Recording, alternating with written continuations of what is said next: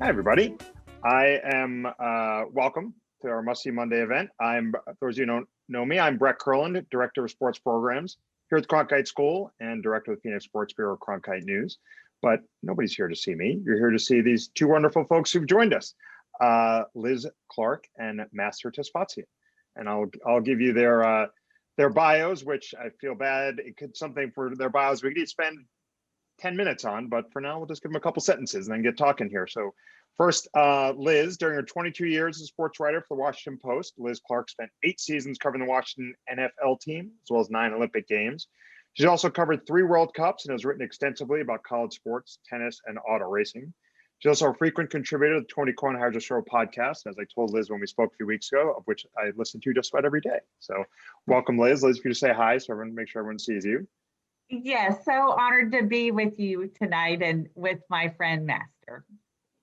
And yes, Master, introducing Master, who, yes, Master and Liz worked together at the Washington Post, and Master is a 2013 graduate of the Cronkite School. He joined Bleacher Report in 2018 as a senior writer and on-air talent. He's the host of Untold Stories, a video series that, according to Front Office Sports, drew more than 25 million views for its first season, and I believe just wrapped up season 2, Master? Or just wrapped up season 2. Yes, just wrapped up. It was Facebook exclusive, IG exclusive only, and it did almost 20 million views. Wow. And as I told Master, I was binge watching it the last few days, and it's tremendous. And before joining Bleacher Report, Master spent 3 seasons at the Washington Post as a beat reporter for the Washington football team, and 2 seasons covering the Minnesota Vikings for the Minneapolis Star-Tribune. So with that, we're going to get rolling. Just a process note, if you have questions for our panel, please put them in the chat, and we're basically going to have a Q&A format with myself, Master, and Liz for about the next 35, 45 minutes, and then we'll respond to your questions. So with that, let's get started. Two of you, both fantastic reporters. What's your approach when, and this all assumes when we're walking into locker rooms and clubhouses, which we obviously can't do right now, but what's your approach when you walk into a locker room or onto a practice field after practice to talk to players? How do you go about that? What are you looking to do? What are your goals? Liz, you can go ahead and start. Go ahead. Well, assuming it's not my first day on the job, that I'm a beat reporter and that's my workplace. In the NFL locker rooms, it's a defined period of time that reporters have access. So, first, your parameters. I have X amount of time, and you go in with, or at least I, what I want to accomplish. I'll have a story or 2 in mind that I'm working on, and a list in my head, actually in my notebook, of 4 or 5 players that I want to get their voices on. And whether it's, do you have a moment now? Or here's the story, can I come to you sometime this week? Set it up, think present, midterm, future. And then have your radar constantly going about, is something going on in some corner of the locker room that I was not counting on, an interesting conversation, somebody raising their voice, something funny might be happening. And then if you're part of a team, as I was with Master and Mike Jones there for a while, if I'm busy, immediately look, are my teammates here? Are they covering that? If not, swoop right in. So it's just, you have to have your mind going on a couple tracks, think quickly and soak up everything around you. Don't have your head so buried in the notebook, you don't have your human radar. And I'll tell you, as a female reporter, not to go hard on that aspect of my job, because I think it can cut to your advantage and your disadvantage. It's just, part of my deal. I was always kind of to be honest, very mindful of, I don't just hang out in a locker room. I mean, I did not feel I had the latitude to just schmooze, because, you might run the risk of looking like you're gawking or just hanging out. I mean, I was really about my business. I hope I wasn't a witch or cold. I mean, I tried to be very human in who I am, but I had a purpose. Again, I was on the clock, did my thing, and left. And how about you, Master? When we spoke, you talked about the idea of maybe not necessarily going straight to the quarterback or the running back, but seeking out others. Yeah, I mean, it helped. Obviously, when you had Liz and Mike Jones on your team, it kind of allowed me to just kind of roam around and just do whatever the hell I wanted to. So, and that it just allowed me to just kind of, move instinctively in terms of just the conversations and the people I would talk to. And so, through that, it allowed for deeper connections with athletes to understand their identities, understand their perspectives, their social economic status, who they are as people, where they come from. And these kind of conversations are very difficult to have in that very limited time frame, as Liz said, while you've got 10 other things that's going on in your mind.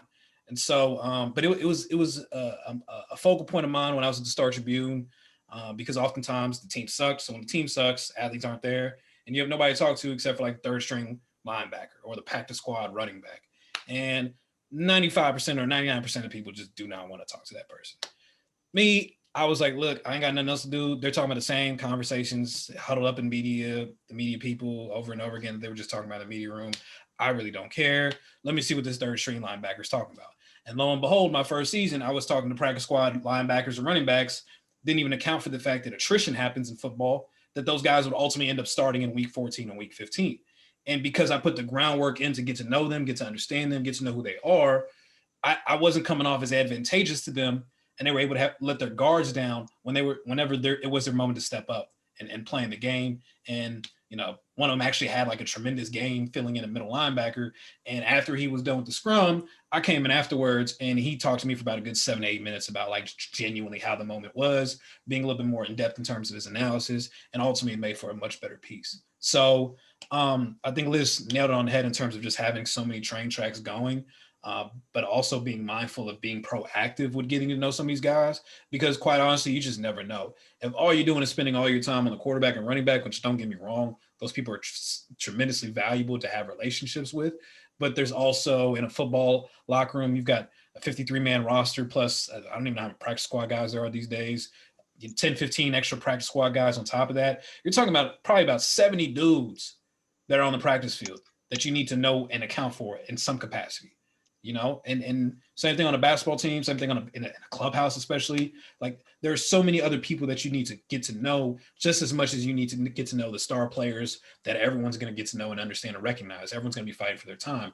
How are you utilizing your time to divvy it out to make sure that you're accounting for the coaches, the players, the front office people, along with the people that people don't care for or don't account for in the same capacity as the star guys, but you just never know as a beat writer when those moments will pop up. And to that end, go ahead, Liz, sorry. No, I'll be so brief, but I just wanted to say there's so much wisdom in what Master said. He packed so much into it about relationship building, not being a lemming, not following the herd. I saw him do that. It was who he is as a person. It really worked to his advantage as a reporter. And then the other thing about not fixating on stars and the key slots is it's quite often a second string, third string lineman or whatever position who really can give you the best insight. I mean, they probably are the ones, well, I shouldn't generalize, but no doubt they are studying incredibly hard, working very hard, to earn their spot. And they can explain things to you and may be far happier to explain things to you than a starter might. So to that end, and you both kind of alluded to it, it's about really pushing past like the transactional nature of journalism. It can come I'm a reporter, you're a source, you have something I need. And I think both of you have proven so wonderful at building sources and building trust among those sources. So how do you do that over the long term? And both, first, obviously a lot of our students, they're walking into whatever beat they're on when they get out to be there for the first time. So how do you establish that trust and build those sources over time? Master, you want to build on what you were just saying? Yeah, it's a fine line of being yourself, but also still remaining quote unquote some level of professionalism. And I use the quote unquote professionalism because oftentimes professionalism has been shaped by white men in this industry that oftentimes do not reflect what I deem as professionalism. And so as Liz would know, and as you see right now, I'd always pop in the locker room with some jerseys on, some cold ass Jordans. Like it's just me, because ultimately, like I'm not gonna go to Old Navy to go buy a bunch of stuff that ultimately I look much better in this than they do in that. like, to be quite honest with you. Like, I didn't deem that necessarily as like quote unquote professionalism. I'm not being professional, though other people did. And I did receive a lot of comments from other people as a result of that. But to me, ultimately, I was stepping into work as myself. And it served as a significant advantage for me because I was comfortable in that space of being with myself, in a very uncomfortable space as be writing. So it allowed me to operate in the best way that I can so my identity can really shine. And obviously, as you're talking in a locker room with a lot of young people, you know, me being 6 months out of ASU, going to the Minnesota Vikings, A, I didn't have the money to buy all this other stuff to be quote unquote professional, but then B, it allowed me to have a great deal of connection with people that, quite honestly, it helped reshape the way I was having these conversations with people. That it was more down to earth. It wasn't, like you mentioned, transactional. It was more conversational, where I was genuinely trying to understand their perspective, because, you know, I've traveled around so much throughout the country, getting to know different people from different subregions. And what other place do they allow you to literally go inside of a workplace and really get to know the people within the workplace? Like, nobody goes into Apple every day just talking to employees at Apple, wondering like, hey, what the hell do you do today? You know what I'm saying? Like, that genuinely doesn't happen. Only other place that happens is in politics. And we're talking about literally like as serious as it gets in terms of this country. We're talking about sports here. You know what I'm saying? Like, it rarely happens in any other spaces where you can be in a space on a daily basis, getting to know people. And I took a lot of pride in just doing that and getting to know as many people as I could. And again, it wasn't like you mentioned, like, I can't stress this enough in terms of transactional way. Like, you're going to naturally want stuff because you are a journalist, but like, don't press it. You know what I'm saying? Because there's certain times in which, you know, there will be moments in which, yes, you will have to ask tough questions. Do not get me wrong. And I wholeheartedly do not duck those tough questions, because that's how you hurt your credibility. That's how you hurt your professionalism. But there are other moments, again, like, you ain't got to tweet out everything everybody says in the locker room. Certain things you can just tuck away in the notebook and write a longer piece on that can further explain or dive into who this person is, or what this situation is, or what goes on here. There's certain things in which you got to just understand how to give into, like, you got to understand like certain aspects of this stuff. Like, it makes more sense for the story to continue allowing it to develop, which I learned from people like Liz and Mike, that you don't have to always like tweet everything out or write a blog about everything. Like, certain things you can just kind of hold back, allow it to develop, allow life to happen with these people, because again, you're trying to make this, you know, relatable and not necessarily transactional. And it could turn into a great Sunday piece instead of a Thursday morning blog. And how about you, Liz? Because I know, you know, when we've spoken, you talked about sources you've had for 2, 5, 10 years that, have really, opened things, enabled you to do really impactful, deep stories. So how you develop those sources? Sure. Well, I feel so passionately about this issue. Yet the things I say will sound very fundamental, very elemental, but they're essential and they will serve you so well. And if you don't follow them, it's going to be trouble. And this has to do with honesty, transparency. So in approaching someone about a story, I tell them what the goal of the story is. Here's what I'm working on. Here's why I think it's an interesting story. I don't, deceive people. I don't ask gotcha questions. I don't, take shortcuts. I'm very careful if it's a story that's going to have some uncomfortable truths, as a lot of stories I work on are. I never want the person to pick up the paper or the website and feel blindsided. So you have to make clear, what is going to be in the story and what can you explain that? Can I get your comment? So it's again, not necessarily becoming best friends with the athlete or the coach. Once in a while you will have a real, a special mutual trust, a kinship, but it's about respect.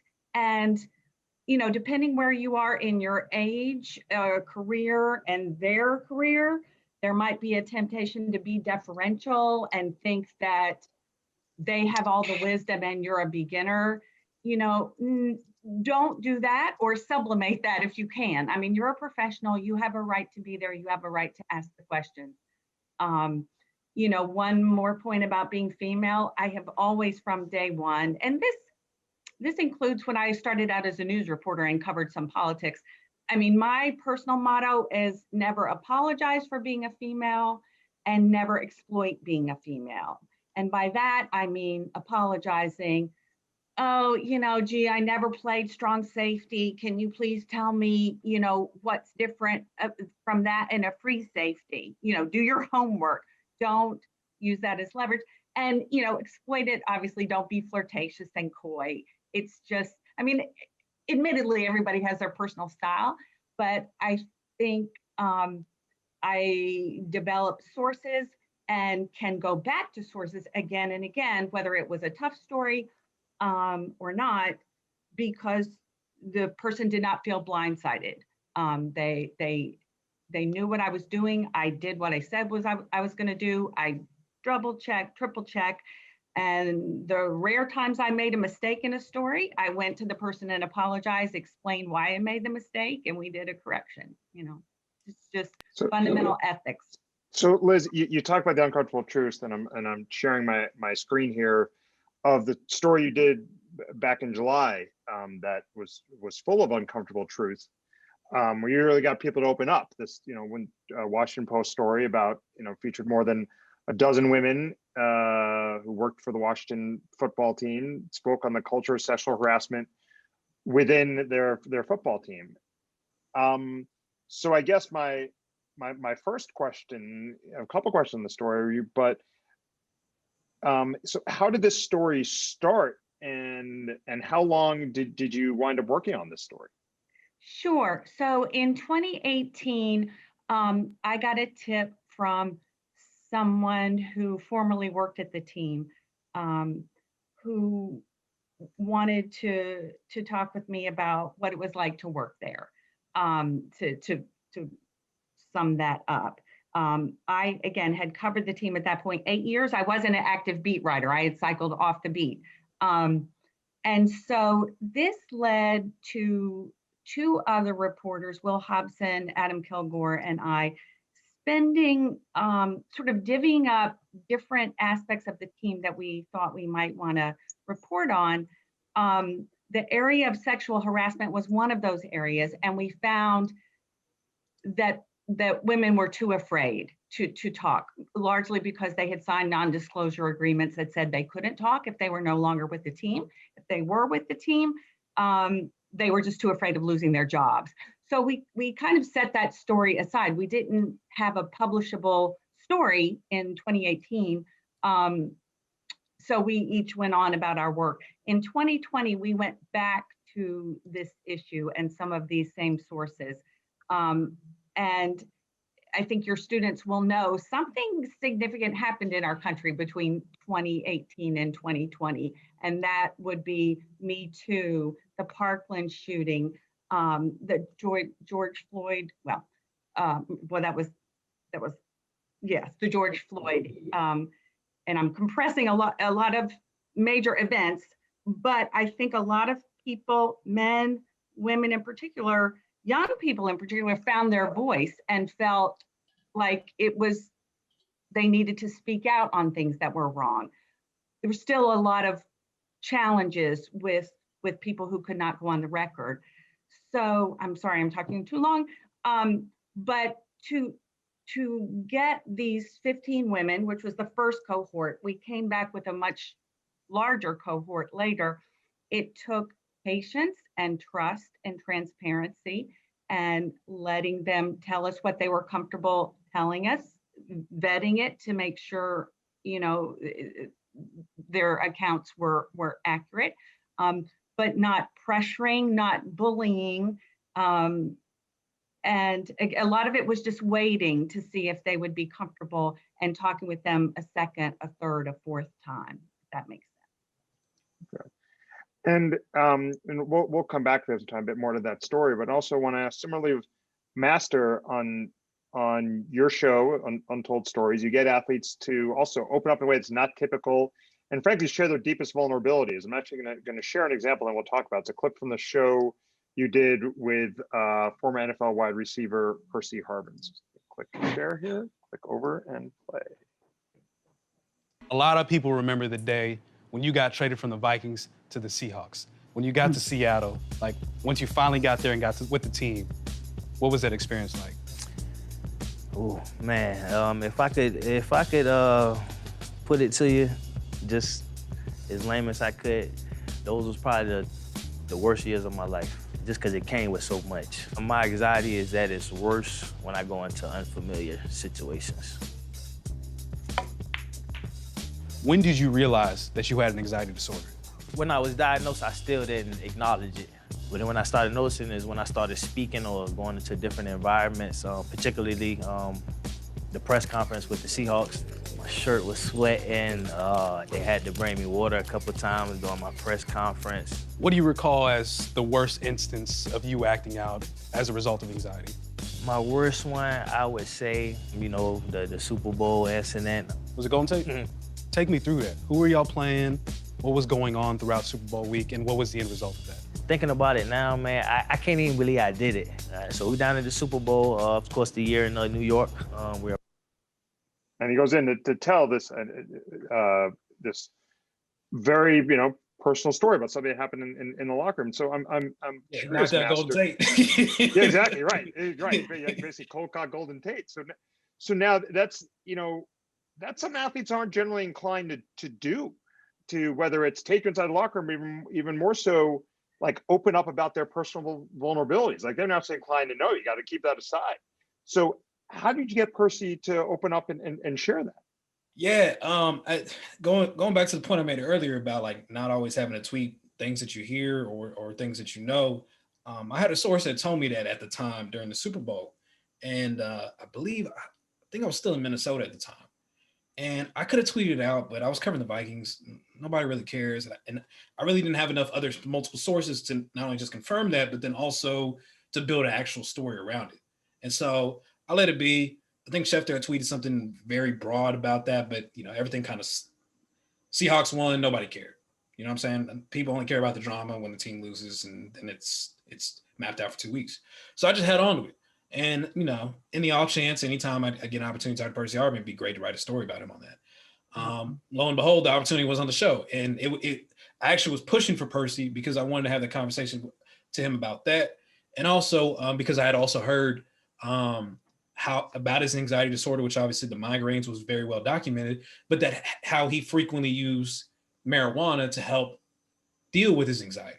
And so I just thought there was a really beautiful story being able to tell this experience in which he's had, but then tying it into an operational theme that's about anxiety and Black men, particularly dealing with mental health during a time in which more and more Black men were having these conversations and being vulnerable in the space to share about their share about anxiety, share about depression, share about mental health. And so I approached Percy. Percy was cool. I don't think he really knew what we were going to talk about. So we just chopped it up, just getting to know him. And I told him, just as Liz mentioned, always making sure that you don't catch people off guard. Had the conversation with him before we jumped on set. Was like, hey, I want to talk about the Golden Tate incident. Are you cool with that? He kind of paused for me. He's like, all right, cool. We can do that. And I also said, I know I'm also aware that, you smoke marijuana often and would hop in your car to in between walkthroughs and practices just to kind of decompress and stuff. He's like, how you know all this? And I'm like, hey, I got people, I got sources, but I ultimately had to tell him, I was like, but you never saw me tweet it out, didn't you? Because I wanted to come and have this one-on-one conversation with you so we can have an honest, genuine conversation about these things. And he had a lot of respect for the fact that like, I would much rather want to have the one-on-one conversation with him. And I did not tweet it out because that information had not been previously shared publicly, that he was like, all right, cool, let's do it. He was completely game for it.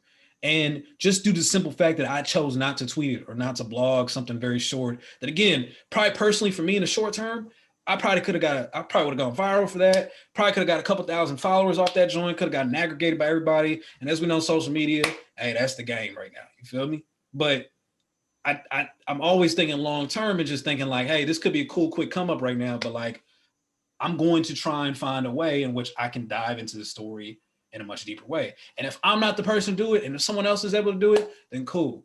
At least the person's able to share their perspective in a genuine, honest, vulnerable, authentic way than just some source telling me through a tweet about this person's experience.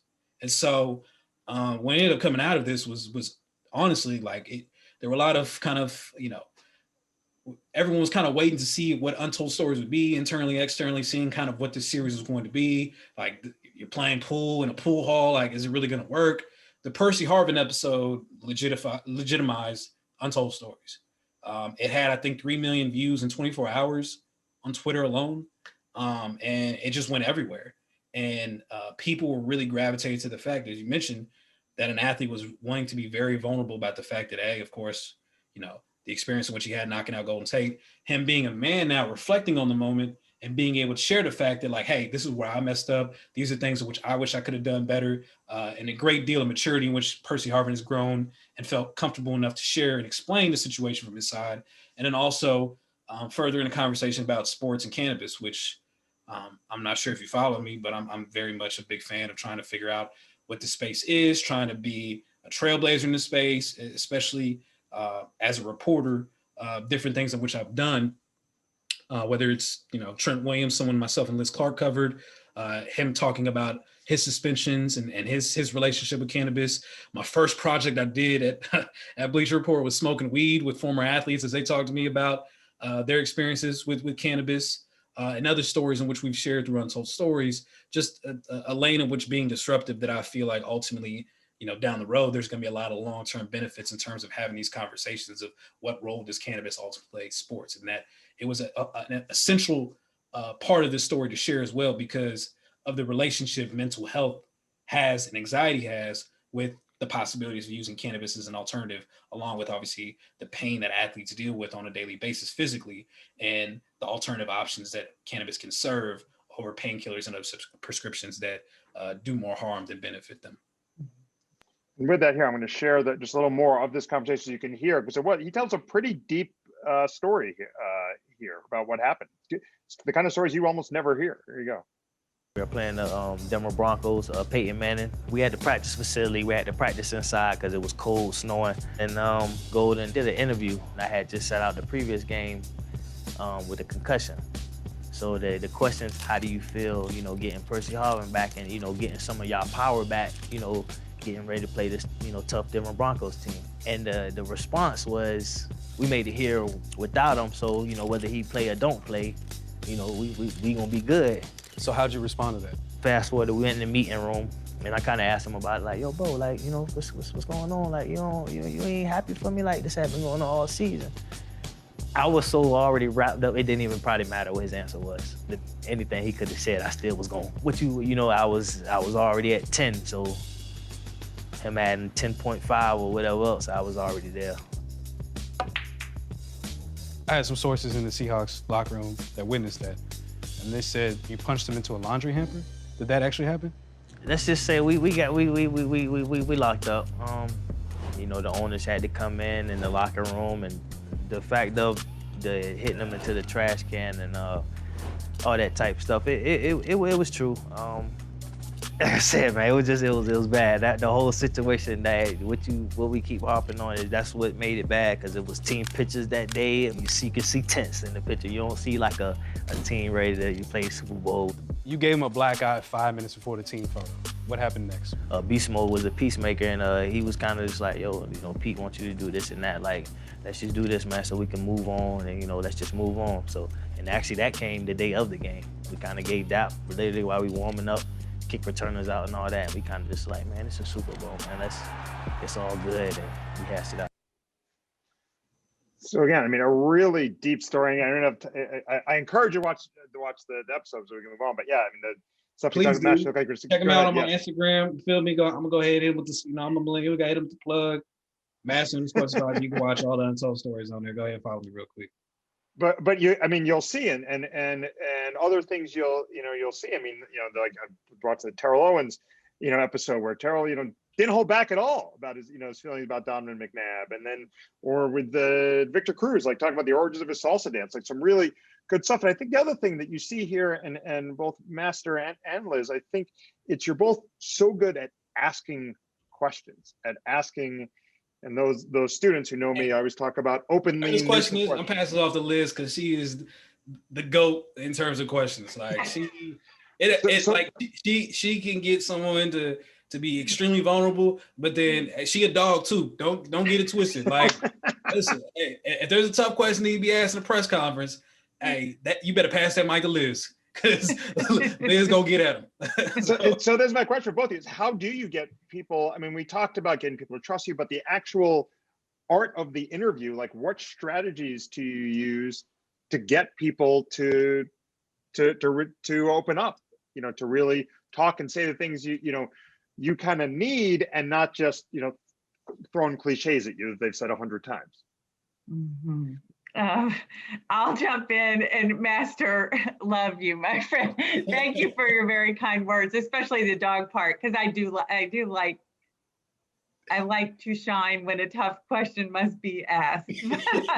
All with the goal of getting an answer, Absolutely. not like Absolutely. on me. And it's ridiculous how much time and thought I put into phrasing questions, both in the minutes before it comes out of my mouth, but also every time I transcribe interviews I've done. And we're going back decades. For me, it's a continual improvement, constant learning. At the horror of transcribing my own interviews, how many times I interrupt the person. And it's because I get so excited. I want to ask my next question. And I realize only then that they're like on the cusp of revealing this like epic dimension. And I'm like, oh, well, let's get to this. So, I teach myself painfully where I could have done better, where I missed something. But I think the best interviews come from enormous preparation. So if you're doing a profile about someone, I mean, obviously don't waste whatever time you have with any question you could look up. Ask no fact, basically. Ask no fact that you can look up.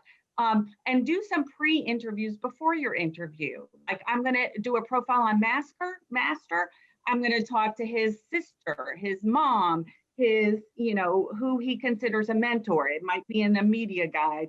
So I know more about him than he would think. And I might be able to say, your high school English teacher said, you were really good at this, but you struggled at that. Or, you can start with a level of, I don't want to say intimacy, but it accomplishes a couple things. It conveys, I'm a serious person. I'm not doing this job to flirt with you, to get to know you because you're a star. It's like, I take my job seriously. I've prepared. I know your life. So now let's cut to the interesting part, or the complicated part, or the painful part. And it could also, so it establishes you, it establishes, again, you speed up the interview, but the person may say, Master may say, man, she had the trust of this other person. I too will trust her. And that goes back to building sources. Every encounter you have with a coach, an athlete, a trainer, an agent, whatever, it's gonna work in your favor or against you, most likely. 2 years, 5 years, 10 years down the road, you treat somebody badly, you lie to them, you mislead. If it's a team situation, the word is out, watch her, she's kind of shady. You don't want that said about you if it's based in fact. I mean, you can't control what people say about you, but you don't want to make your job harder by not treating people fairly. So, and of course, to the extent possible, talk to the person not in a locker room and, not on a playing field. See if you can go to where they like to be. This is pre-pandemic methods, and who knows what post-pandemic will be. I hope you all have the opportunity to work a locker room, or to say to a player, can I, back in the day when I wrote a profile on LeVar Arrington and Trey Johnson, some high profile Redskins, both cases, I went to their house, and I did errands with them, and, saw their life, away from the field. And that's just such a huge help. So, and don't have the illusion you're going to get what you need in one conversation. First of all, that's not really fair. Maybe the person's in a bad mood that day. Maybe next time they're in a good mood. Break it up. Go back as many times as you can. So I've spoken too much yet again, but that's like the core of what we do. You dropping gems yet again. And how about you, Master? Because you mentioned when we were talking that a few years before you got the Bleacher Report, you kind of changed your approach a bit in terms of dealing with athletes and what you were looking to do, and how did that change kind of how you talk to athletes and how you got them to open up? Because I will say, I think like that Harvin thing is a great example. You asked very kind of what I call kind of, openly neutral questions and kind of let him go. So what kind of made you change your approach? And what did you change? And yeah, it's funny because like I feel like even as I was watching the Percy thing, I've even changed my approach since in the last 2 years, where it's even more conversational than that. And I was watching it, I was just like, oh damn, I've grown a lot in terms of just like how I'm able to have a conversation, feel comfortable in the space in which we've created. And I think it's just that, but like your comfortability, it matters also to a certain extent. You're going to be, as a journalist, you're naturally going to be in a lot of uncomfortable situations. You just are. And how you prepare yourselves for that stuff is basically be comfortable with being uncomfortable. There's really no other way around it. Like it is a process that makes absolutely no sense, but that is part of what happens when you enter this industry is you have to be comfortable being uncomfortable. And so putting myself in a lot of uncomfortable positions, asking some uncomfortable questions, tackling stories that were uncomfortable. I think through those, you gain a different level of experience, different level of perspective, understanding people in a different way and understanding what your style is going to be. It's just, honestly, those moments you'll be able to grow and further sharpen what it is your style is going to be. Biggest thing I would just say is like, don't be fearful of those moments when they do arrive, because that ultimately those are growth moments that are essential in your career. For me, I think it started in Minneapolis. Cause again, like I'll be quite honest, like I always knew I didn't fit in this industry from the minute I stepped into campus. And I was like one of very few Black people at ASU in the journalism school. And I grew up in Section 8. I came from nothing. I pulled 6 figures out in student loans to enter this space because I genuinely love sports. And everyone around me was trying to be either the Adam Schefters or the Katie Courics and all these different people. And I'm like, bro, I just want to be me. like really, like I was inspired by all these different people, but I genuinely just want to be me. And so I try to protect that as much as I possibly could in terms of my own identity. Because ultimately, if I want to be Adam Schefter, but Adam Schefter's still there in the space that he's in, like what service am I providing into the space, into the landscape? I'm just another interchangeable part that just wants to be a knockoff Adam Schefter. So what can I do to be Master, and what does that provide for me? And it was essentially turning my weaknesses, which was, of course, lack of exposure, socioeconomic status, all these different factors that put me in a marginalized community, turning those into strengths and understanding that I provide a different voice and different perspective. And so I say all that to say, I also make sure that I prioritize understanding the essentials and fundamentals through all of that, but learning the rules to break the rules, essentially, it has been my motto. And there was experiences which I had in Minneapolis where I did that, at the Washington Post for sure. I feel like my last year when I was there was really pushing that. And that was in 2016, the same year Colin Kaepernick was protesting the national anthem. It was a year in which I think Liz could recall as well, that was a year in which I was just trying to find my voice and where the hell I fit into all this. And it was driving me insane. it really was. And it provided an opportunity though for me to just be more genuinely and authentic of who I was. And it was a great experience, again, putting myself in a lot of uncomfortable positions, interviewing fans before a Baltimore Ravens game just to get their perspective on Kaepernick and their voting views and where they're from and all these different aspects. Just trying different things, just trying to figure out where I could fit in with this just to make it more relatable. And I think what you're seeing, a byproduct of that was the features in which I wrote at Bleacher Report, where I really tackled Black male identity, especially with Black men in the South. And instead of viewing them simply for how many yards they rushed or how many touchdowns they threw, really getting to see the rest of the pie to really understand that they represent a community. They represent a city. They represent a family, a culture, an identity, a perspective that went beyond their statistical accolades. And it was took a lot of pride in that because I don't feel like a lot of Black men from the South, which I'm from Texas, really get those opportunities outside of, playing football or rapping, that you really get to see who these people are and where they came from and who they represent. So, and I think you're seeing a byproduct of Untold Stories. It's just doing it in a different space, being versatile in terms of how you do it. But at the end of the day, the fundamentals of journalism are still there. But it's just presented in a more conversational way, in a more relatable way, that I think can reach a broader audience than, ways in which I was doing it with different mediums in the past. So, and Master, you mentioned, when you came to Cronkite that, you're one of the few Black people here. It's a larger problem industry. And Liz mentioned to me previously about when she was early in her career, when she was Charlotte Observer, sports departments were all white males. And the fact of the matter is, I'm going to bring up some slides here, there's still a lot of room to grow in our business. We'll put it that way. It's a lot of room for improvement. I mean, just some data to share with everyone is, 90% of sports editors, this is according to a 2018 survey by the Institute for Diversity and Ethics in Sport, 90% of sports editors are white men. And then when you look in terms of people of color in sports, you look across the sports themselves, and 83% of NBA players are people of color, and 80% WNBA, you all can read across, and yet only 18% of sports reporters are people of color. And then looking at staffs, I mean, you can look at the varying roles, but obviously the first job most of our students, would have who go into this would be this one here for sports reporters. 18% of people of color, 11.5% are women. So I guess, the question is, and it's a conversation, we have all the time here, how can we improve this? How in our business, how can we improve this? It's a question for both of you.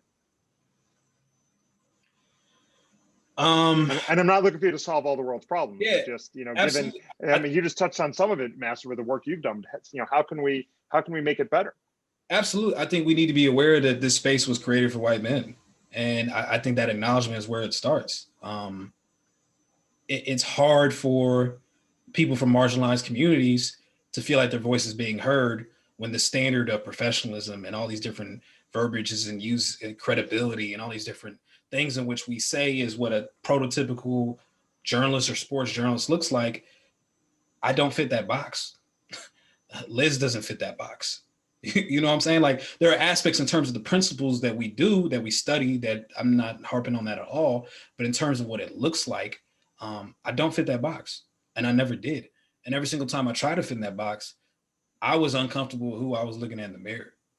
And I'm sorry, like, for an industry in which could end literally tomorrow for me, that I could get laid off on, it is not worth me changing my entire identity for. Because as we all know how fickle this industry is, like, we could all get laid off tomorrow for all we know. There could be we're pivoting to TikTok. I don't know what the hell happens next. I don't know, but like there's been so many pivots in which we've seen. And I came up during that era in which, I was at the Cronkite School in 2009 during the recession. And I'm literally having professors telling me like, oh, so you got into journalism, huh? Good luck. You know what I'm saying? Like, I heard that from every professor in which I walked into class with. And for me, it was just, everyone knew the odds were very narrow as it was. And as a Black journalist that didn't have a lot of privileges or access, I always felt like the margin for error was slim to none. And so I kept that in mind, but I just wanted to make sure that I prioritized and did not lose myself in the fact that I was going to, like, I still set boundaries in terms of how far I was willing to go, that I wasn't willing to sacrifice myself and who I am and where I came from in order to become this journalist or whatever I wanted to. And it was a big risk, to be honest with you. Like, it really was. And I had no idea if this thing was going to work. I saw someone mention the Adrian Peterson story, which was obviously, it received a lot of criticism. It was a lightning rod story to write. I was always very fearful for the fact that I would get canceled on social media, because I felt like that would literally be the end of my career. And I thought that story literally was going to be the end of my career. And I always had processed in the back of my mind what my backup plans would be. I could always come back to Irvin. Hey, I gave it a shot, did what I could, did my best. It was a fun ride while it lasted, but at some point it's going to end. kind of perspective that I had. And I always had backup plans to be like a PE coach or work at a rec center or whatever the case was. Like, hell, I could cut hair. Like, I was going to find a way. I'm just a hustler as it is. You feel me? I'm going to find a way to do something. And so, but I always kind of kept that mentality because I always ultimately felt like I would not be accepted in this space because I choose not to fit into these boxes that have been created by linear platforms. And thankfully, digital has been continuously being as disruptive as I've tried to be as well. And it seems like we've been on the same collision, the same railway in terms of just trying to change the conversation, trying to change the way journalism has, as we've known it. And instead of making it, in this, obviously I have a tremendous amount of respect for Walter Cronkite, but Walter Cronkite was talking at people when he was telling the news. And we're in a completely different era now where we're talking with people about the news. And that it's very subtle, but it's a massive shift in an approach that allows for more relatability for people like me. And I am very grateful and thankful to be in this time and space where I'm given that opportunity, because I know there were so many Black people that came before me that would have killed to have this opportunity. And some of them literally have died trying to put people like myself in these positions. And so I take a lot of pride and joy in that, and knowing that I'm pushing the boundaries to make it better for the people that come after me, and hopefully the people that came before me are proud of the fact that I'm doing that. Thank you, Master. And I'm going to ask Liz one more question, and then we're going to open it up to the group. As I said to you all at the beginning, I could talk to you all for 5 hours. This is amazing. And what I want to ask Liz kind of touches on that, and quite an uncomfortable topic. So I'm going to share this slide here from, we talked earlier about Liz's story that shined a light on harassment of women in the Washington football team's organization. These stories here are from just the last few weeks. One with Jared Porter, the now former Mets GM, and Mickey Callaway, who at the time these things happened, he was the Mets manager. Both of them harassing women in sports media. And I guess my question is, you hear these stories, and then so it's given these stories, the treatment of women in sports media, also on social media as well, not just seeing this these stories written. What's your advice to the female sports journalists in the audience? Because we want them, we want all of our students to be encouraged, not certainly not discouraged, but these realities, you see these stories like this and you're like, you've got to be kidding me. This is 43 years after the doors were opened up in a lawsuit for women to be in locker rooms. Boy, so much to unpack there. Let me say just a quick word on the hiring thing, if I could. So I misspoke about the Charlotte Observer when they were for their time, they were pretty proactive about hiring women and minorities. That my first newspaper job at the Raleigh News and Observer, that was an all-white male department. But that said, the larger issue 20, 30 years ago, and I'm quite sure many places today, is unspoken rule that if you have one minority, one person of color, one woman in your department, you've checked those two boxes and you don't need more. And that kind of thinking has to go away. So on the hiring, diversifying the newsrooms, there's responsibility top down and there's responsibility bottom up. So top down, newsrooms have to have multiple women, as we do at the Washington Post, multiple people of color in a department. So there's a support system there. I mean, first of all, the diversity is inherently good, but this speaks to the question of how do you handle harassment if you're a woman in a locker room. It helps if you have a female fellow sports writer to go to and say, is this normal? How did you handle this? What do you do? I mean, if that could help you, and that can help. It's good to have networks. So bottom up, universities like yours, more scholarship opportunities to ensure you have the most diverse pool, push the internships, working experiences. Anyway, I feel very strongly about that. So on the harassment to women, boy, this is two totally separate spheres: face-to-face, verbal, sexual, crotch shoving in your face. That's one category, separate from social media trolls. And, you know, the pathology is even different on social media, the hate on social media. These are people who would give you the finger in a car because, you know, there's no confrontation there. They're invisible. So that, you know, for me, it's mute, mute, mute. If somebody really pisses me off, and not in a graphic way, sometimes I'll engage, but it's so pointless. I love when you engage, by the way, Liz. It is. Thank you, man. Incredible. You know, but I will only do that if I'm truly going to shut them down. You know, I do not play. But workplace sexual harassment in sports, I mean, it's not been a big theme of my life. I honestly have not had personally really incidents to speak of. My main pro sport has been the NFL. I have enormously good things to say about NFL players. I think they are hardworking, they're respectful. Many NFL players, you know, the dominant figure in their childhood was either their mom or their grandmom. I mean, the NFL players know a hardworking reporter. I think they're quicker to judge work ethic than they are gender or skin color. It's like, that person's mailing it in. I don't need to waste my time with that person. This person, you know, she knows what, you know, she comes to do her job, or he does too.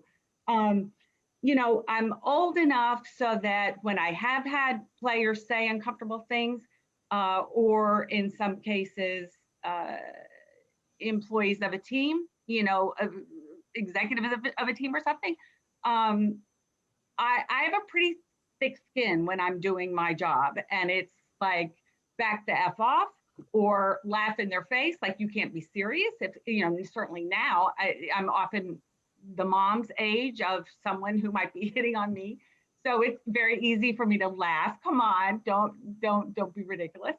And I think there is a category in there, I mean, this gets into psychology, where the person is testing you, you know, right? To see, will you fold? Will you cower? It's grossly inappropriate. I mean, in the present day, no woman should put up with this, and you should report, you know, whether it's to your editor or to the team. I came up in an era that I never reported anything. I just handled it myself. I'm not sure that that was the best solution, but that was my MO, and it still is my MO. But I will say, and I think all of your women know this, it's not like there's a safe haven somewhere for women. You know, gee, if I go into law, I'll never be harassed or patronized or talked down to or pigeonholed in a female type job or track. That's another issue with journalism, you know, that I think works against women in sports and people of color in sports, is that you can get pigeonholed into certain beats and not given an opportunity at more interesting, meaty beats. And then people are like, I don't need this. I will go to, you know, there's attrition there that's on newspapers and on editors by pigeonholing people. I'm sorry, I'm skipping all over a million topics here, but you know, there's going to be a certain amount of Me Too sexual harassment for women any workplace you go to. I honestly feel that way. So if this is the career you want, you, again, every right to be there, and you can make it work, and you are entitled to report any inappropriate behavior. But it thrills me if a female reporter, a younger person, comes to me and asks for advice. Not that I'm the fount of wisdom, but I do what I can to listen and talk it over and see what is the best play. But, you know, talk to others. I hope there's something in there that's helpful. This is, you could each teach a master class. I mean, this is, and I'll say, I know this is wonderful.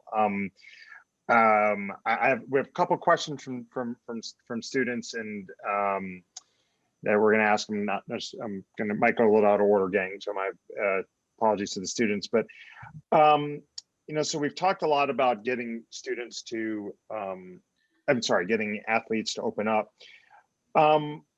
what would you say, and Michael asks, what's the best way to deal with an athlete that may not like talking to the media?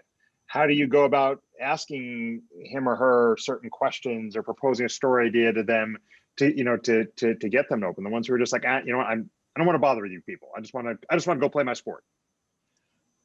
I, for some reason, enjoy a challenge. So those are the people that I oftentimes find the most interest in trying to just get to know and understand. Because, surprisingly, I was a quiet kid growing up that I really didn't speak much. So those people I'm very just attracted to, because there's a lot of times in which I wish I was still the quiet kid. Career path took me in a different place, but now obviously my personality is more outgoing, but they are the most fascinating people to me. I think a great example of that is Alvin Kamara, who had moments where you see his personality with the grill and stuff like that, but if you ever get a chance to try and talk to him, like, he has a lot of layers and a lot of walls. And I literally chased him around all of Atlanta and Miami for like 6 days to write this feature with him. And it ended up being probably one of my favorite features I've ever done, because ultimately he got down to a point where he saw me, he was like, okay, I see what you're about. But he was ultimately like, look, bro, if you want this story, put your fucking pen down, put your notepad away, and just talk to me. And I was like, all right. So it was a different change of pace, because I'm so accustomed to doing this stuff. But thankfully I had my phone on me, so I was writing notes down on my phone. But like, we're literally eating public sandwiches outside of like a shopping center in Florida, and we're talking for 3 or 4 hours until the sun sets about just the most randomest things in the world. But it's all on the record, and we're just having these very honest conversations about things, and he's sharing them in such a way that he's never done before. So I would say the biggest thing is just understanding that, hey, there's a lot of sensitivities that may exist with those people. They have those layers and those walls for a reason. Lead with empathy, and lead with a great deal of understanding. Don't take it personal if you go up and try to be, hey, how you doing? Hey, I'm Master. Nice to meet you. You're trying to small talk, chit chat and stuff like that, and they're just not being receptive. Don't take it personal. But oftentimes what I've learned is that if you continue to just try and take the effort and attempt, as Liz mentioned, if the display of consistency is there to try and get to know them, slowly but surely, this isn't always the case. There's been certain people in which we've dealt with, Josh Doxson, Ryan Grant, for example, that wasn't necessarily the case, but others in which we've dealt with in the locker room, that if you're just consistent with the fact of, hey, just genuinely coming up to them, I just want to get to know you, dog, outside of this football stuff, outside of this work stuff, like, who the hell are you? And as you continue to try and do that, you'll start to see a different side of them that sometimes, honestly, their own teammates don't even see it either, because they're just so busy with what they got going on in their own space that they don't have the time to take, or the effort to take, to truly get to know the person. And your story, or you getting to really understand the person, can actually open them up out of their shells and actually, creating a great deal of familiarity, relatability that they may not have, that you maybe, there's been certain examples of which that has happened, but that may have not existed, or some sort of connection that may have not existed with other athletes. So, don't feel like you got to figure it all in one day. Again, lead with empathy and try to be as understanding as you possibly can, and don't take it personal. So, how do you write? This is a really interesting question from David, because particularly, obviously, you both are points in your career where, for the most part, I think you have a bit more influence in the stories you're doing, but particularly early in your career, you might be given a story that you have no interest in the subject matter. So David asked, how do you write a good story when you're not particularly interested in the subject matter you're writing about? Well, I will, this will sound Pollyanna, but I have gotten more satisfaction out of covering sports and beats I knew nothing about than things that I thought I would. And I will go back to my first job in sports at the Charlotte Observer, which is a wonderful paper. I was there to cover the issue of whether Charlotte would get an NFL team, the NFL expansion, which was a really big beat. But because Charlotte was also the home of NASCAR, I was asked to help out with NASCAR coverage. And I thought to myself, good God, I know nothing about this sport. I didn't know if they ran on dirt. I didn't know, I knew nothing. And that to me, going to the track, it was like, oh my God. I mean, it was like covering a county fair, American history, history of the South. This was, again, decades ago. So what I hope is the transferable lesson here is that if you are a reporter in your heart, if you are interested in people, if you have a brain that makes connections to history, social issues, justice issues, entertainment issues, like a brain that sees a way in to something you cannot be sent somewhere by an editor and come back with an empty notebook. It's just impossible. Then you're not a reporter. I just have faith in yourself that you're going to find a way into this topic. And it's not going to be a dread assignment like, oh, I don't want to cover this. It's going to be like, this is a cool challenge. Is there an athlete with an interesting story? How did they get into that? How does this piece of equipment work? What is a luge? Do you put your head first or your feet first? How does a hockey player tape his stick? I mean, there's a gazillion questions that if you use emotional intelligence as well as intellectual intelligence and the sports you think you like, it's just, if you are in the Cronkite School, you are reporters, let's face it. It will come to you. Your brain is going to take over, and just be inquisitive, and don't act like somebody saddled you with a sucky assignment. Because an assignment, it's a privilege. It is my privilege to enter the world of somebody I don't know anything about. It is my privilege to figure this out so I can explain it to somebody who's going to read a story. And it's going to be harder because you don't like it or know it, but you're going to find the cool thing there. I really feel that. Master, anything you want to add? Yeah, I think she said it well. I would just curiosity, that's essential as a reporter. You have to be curious, and if you may not feel like you are the most curious person for whatever reason that is, let your curiosity run wild. Grow in your curiosity. These are great opportunities to do so. If you feel like the story sucks, then that's a great challenge for your curiosity. So there is room to grow in that space, and I promise you, the more curious you are, the better reporter, journalist you're going to be. Yes. I love that, Master. And I think that's a great spot to close. I will tell you, when I am often asked, why do you like being a journalist? That is exactly my answer, is because we are all naturally curious. And as journalists, we get to answer that curiosity. I wonder if, I wonder how, I wonder why. We get to finish those sentences as journalists. So again, we're actually a couple minutes past our. Real quick, go ahead, Master. Absolutely. Before we get off, I just want to make sure we acknowledge Pedro Gomez passing away.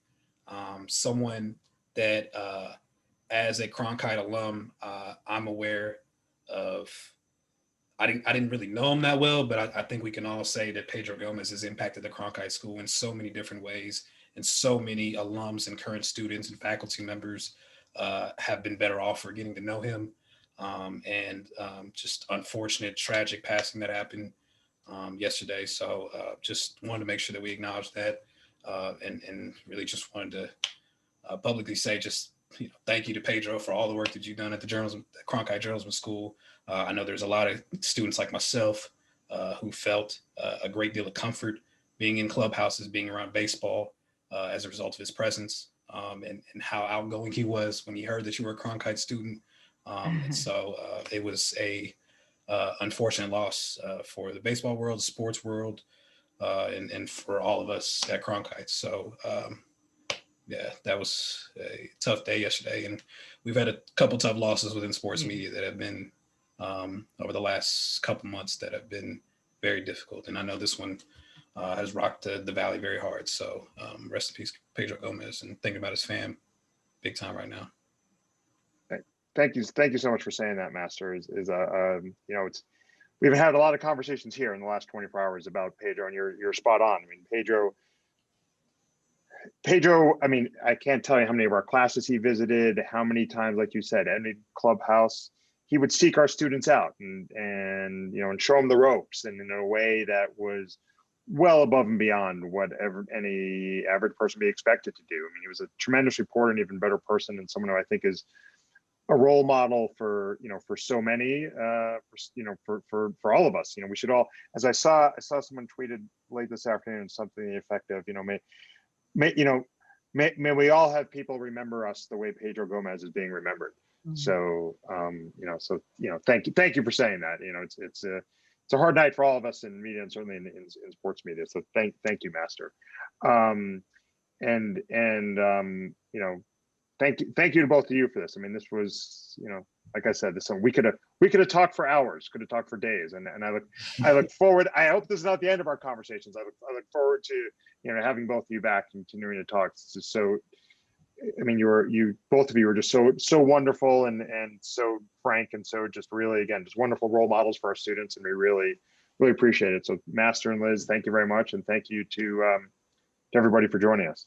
Well, thank you. If I could just say to the students, I know all of you worked really hard to get to this opportunity, and I imagine your families have worked with you and sacrificed a lot for you to be here. And I know nobody wants to go to school in a pandemic. I can't imagine that additional hardship, but I hope all of you do everything you can to take advantage of the opportunity at this wonderful school. It's you're in a great position, and just soak up every experience you can get. And I know you have a bright future.